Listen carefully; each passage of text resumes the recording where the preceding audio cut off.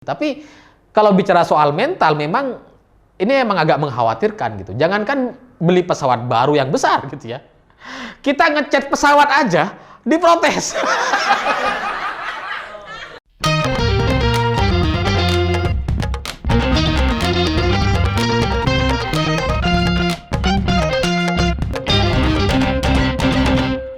Selamat malam para mantan, selamat malam untuk semua kalian yang kadang-kadang males untuk datang ke acara reunian. Ya karena minder gak enak ngelihat teman-teman sudah sukses, kaya raya, makmur, sentosa, sejahtera semua, datang ke acara reuni bawa mobil mewah semua gitu ya. Sementara kita masih harus datang dengan bawa motor misalkan gitu. Rasanya kan tertekan sekali gitu ya. Jatuh mental kita. Meskipun teman-teman nggak mempermasalahkan soal itu, tapi kan diri kita ngerasa kayak nggak enak, kayak minder gitu kan. Nah, cerita-cerita semacam itu bagi saya jadi mirip sekali dengan cerita pesawat kepresidenan dari kepala negara di G20 di Bali kemarin. Karena ketika di parkiran bandara, ketika dijejerkan pesawat kepresidenan dari berbagai negara gitu, itu kelihatan sekali kalau pesawat kepresidenan Indonesia terlihat sangat-sangat kecil sekali. Jomplang gitu. Kalau dibandingkan dengan pesawat dari Cina, Rusia, dari India sekalipun, Turki itu besar-besar pesawatnya. Sementara pesawat kepresidenan yang sering dibawa sama Pak Jokowi itu kecil banget. Akhirnya kita sadar gitu. Ternyata pesawat kepresidenan kita itu sangat mungil sekali. Selama ini kan kita nggak terlalu menyadari gitu ya. Ya karena nggak diparkirin gitu kan. Ini pas diparkirin ternyata jomplang. Jadi ketika saya posting di sosial media atau ketika saya baca komentar-komentar di banyak media gitu ya, banyak orang yang komentar dan mirip-mirip dan bilang bahwa ini tuh kayak orang reunian gitu ya. Teman-teman kalian bawa SUV semua besar-besar, sementara kalian datang bawa mobil LCGC. Jomplang gitu. Dan memang jomplang sekali gitu. Tapi kalau reunian itu kan pertemuan yang informal gitu ya. Pertemuan yang memang kita bertemu dengan teman-teman di masa lalu. Dan itu nggak ada hubungannya dengan kesetaraan ekonomi. Tapi G20 ini kan pertemuan pimpinan negara paling berpengaruh di dunia. Semestinya nggak boleh jomplang-jomplang banget gitu. Kalau misalkan punya kita lebih kecil, jangan kelihatan kecil banget. Jangan sampai jomplang. Ini tuh bagi saya agak apa ya? Agak mengkhawatirkan bagi saya. Kita harusnya punya pesawat yang lebih besar dari pesawat kepresidenan yang ada sekarang. Meskipun di luar itu, saya juga baca banyak pembelaan-pembelaan dari orang-orang yang mungkin pro terhadap pemerintah atau mungkin nggak terima kalau negaranya ditertawakan gitu ya. Rasa nasionalismenya itu meningkat ketika ngelihat pesawat presiden kita ternyata lebih kecil dibandingkan yang lain gitu. Kemudian muncul pembelaan-pembelaan bahwa ya Presiden Indonesia memang pesawatnya harus kecil kayak gitu. Supaya apa? Supaya bisa belusukan ke banyak daerah di Indonesia, supaya bisa landing di banyak bandara. Ya karena bandara-bandara kita itu banyak yang kecil katanya. Jadi ya pesawat kepresidenan yang sekarang itu udah sesuai katanya. Meskipun secara faktanya sebenarnya itu agak-agak sesuai gitu. Sebenarnya pesawat ke pesawat yang besar gitu ya, sebenarnya kan sudah bisa landing di semua bandara internasional yang ada di Indonesia. Misalkan di Lombok saja, di kepulauan yang cukup kecil ketika ada acara MotoGP di sana, itu pesawat terbesar di dunia mampu landing di bandara Lombok gitu. Jadi sebenarnya banyak bandara internasional itu sudah mampu untuk menampung pesawat-pesawat berukuran besar dan itu ya bisa aja gitu. Dan sejauh ini dalam prakteknya ketika presiden belusukan ke daerah-daerah, memang biasanya nggak semua tempat atau daerah itu didatangi oleh presiden dengan pesawat kepresidenan. Kadang Pak Jokowi itu ya landing di satu bandara yang cukup besar gitu. Terus kemudian untuk mencapai daerah tertentu beliau harus melakukan perjalanan darat. Ya kadang 5 jam, 6 jam ada tuh Pak Jokowi pakai jalur darat gitu. Bahkan ke Sumeneb, ke daerah saya dulu sempat juga pakai jalur darat gitu. Atau kalau nggak pakai jalur darat, biasanya Pak Jokowi juga pakai helikopter gitu. Jadi pesawat kepresidenan itu diparkir di bandara yang besar, habis itu Pak Jokowi pindah pakai helikopter. Jadi alasan-alasan atau pembelaan-pembelaan yang mengatakan bahwa pesawat kepresidenan Indonesia itu harus sekecil itu sebenarnya kurang relevan. Masuk akal, tapi kurang relevan dengan kenyataannya. Sehingga bagi saya merenungkan betul dari gambaran atau foto pesawat-pesawat kepresidenan di parkiran di Bandara Bali kemarin gitu. Saya merenung dan menyadari bahwa nampaknya memang bangsa ini, negara ini itu belum mampu untuk memberikan penghargaan luar biasa kepada presidennya. Siapapun presidennya, saya nggak membahas soal politik atau pilihan kepada individunya gitu. Tapi siapapun presiden Indonesia sejauh ini memang masih belum memiliki hak luar biasa gitu, belum diperlakukan sebagai presiden yang menjadi representasi dari 270 juta jiwa dan negara yang sangat-sangat besar secara ekonomi gitu ya.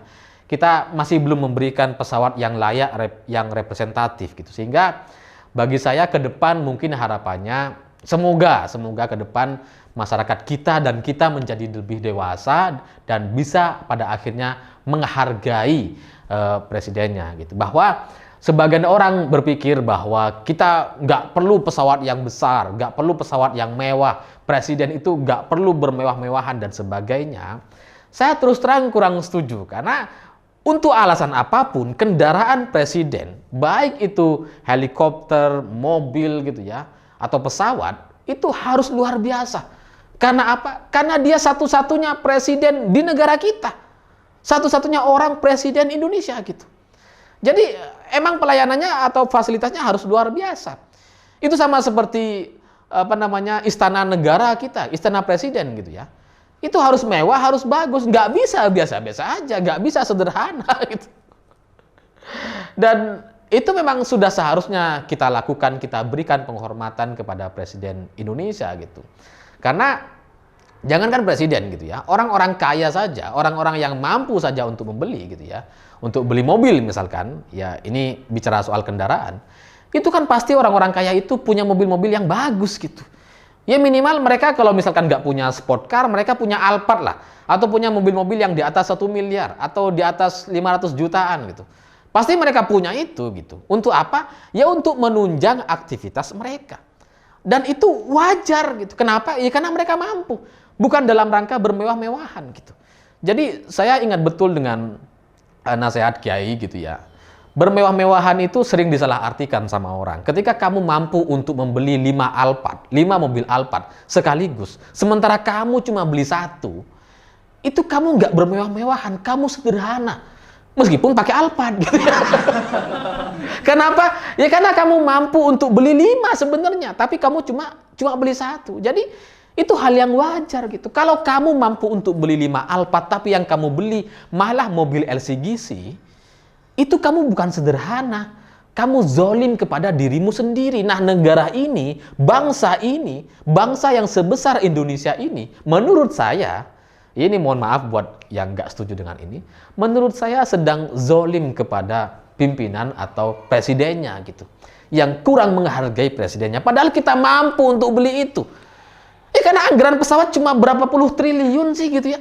Sementara APBN kita ribuan triliun. Masa iya kita beli pesawat gak bisa? Lawang BBM aja bisa kita subsidi ratusan triliun kok. Masa iya beli pesawat nggak bisa gitu? Ya harusnya bisa gitu. Tapi ya pada akhirnya kita juga bisa melihat gitu bahwa nggak cuma soal pesawat sebenarnya gitu ya.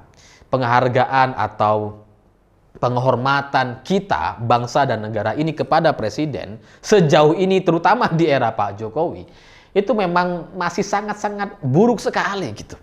Bagaimana mungkin seorang presiden gitu ya dikenai isu ijazah palsu, disebarkan hoax ijazah palsu, terus kemudian didaftarkan ke pengadilan dan diterima.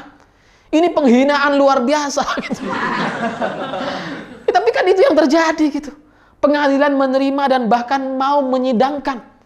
Seolah-olah mereka itu nggak punya pikiran gitu. Para hakim-hakim dan pengadilan kita kayak nggak punya pikiran gitu.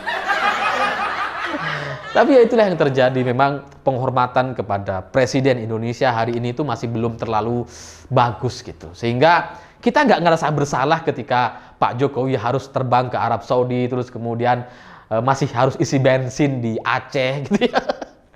Kita nggak ngerasa bersalah dengan itu gitu. Atau ketika Presiden harus nyewa pesawat untuk terbang ke Amerika dan Eropa, karena kalau pakai pesawat kepresidenan yang sekarang kita harus transit 2 kali untuk isi bahan bakar, kita nggak ngerasa bersalah dengan itu gitu. Dibiarin aja Presiden kita untuk nyewa pesawat gitu.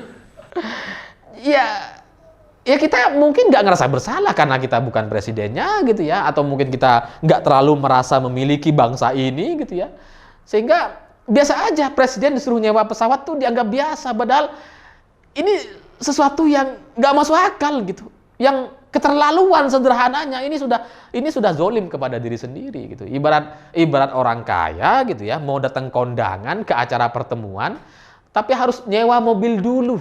Lah terus apa gunanya kamu kaya? Apa gunanya gitu? Ya kalau misalkan ada motivator orang-orang kaya yang memberikan motivasi untuk kita nggak bermewah-mewahan, untuk nggak beli mobil dan sebagainya. Kita kalau mobil kan ada Grab, Gojek, kita juga bisa sewa dan sebagainya. Ya sewa aja lah, nggak usah beli. Ya, tapi nasihat-nasihat itu, percayalah, nasihat-nasihat itu tidak pernah bisa diaplikasikan kepada orang yang mengatakan itu. Orang kaya itu semuanya punya mobil gitu. Bahwa kemudian mereka keluar pakai mobil yang Nissan atau Grand Livina atau Innova, yang mobil-mobil umum gitu ya. Iya, mungkin 1-2 kali mereka pakai itu. Kalau mereka mau datang ke tempat-tempat yang umum, ke mall atau ketemu teman, mereka pakai mobil yang biasa karena nggak enak kalau pakai mobil yang bagus gitu ya. Tapi di rumah mereka itu pasti ada yang bagus, pasti. Yang mereka gunakan, yang mereka pakai di acara-acara tertentu. Pasti ada gitu. Cuma kadang-kadang untuk acara di luar ketemu teman-teman, mereka pakai mobil yang biasa aja gitu. Jadi kembali lagi soal Indonesia, bagi saya kita sudah layak sekali untuk punya pesawat yang mewah, besar, yang menjadi representasi dari bangsa Indonesia.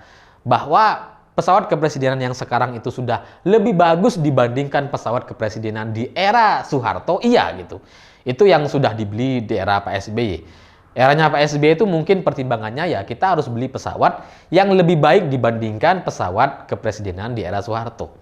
Itu udah bener gitu. Tapi secara efisiensi dan tujuan gitu ya, yang menjadi tujuan presiden atau pemerintah di era SBY membeli pesawat untuk melakukan efisiensi supaya nggak sewa-sewa pesawat, itu ternyata nggak terjadi. Ternyata pesawat yang mereka beli itu nggak sesuai dengan kebutuhan gitu.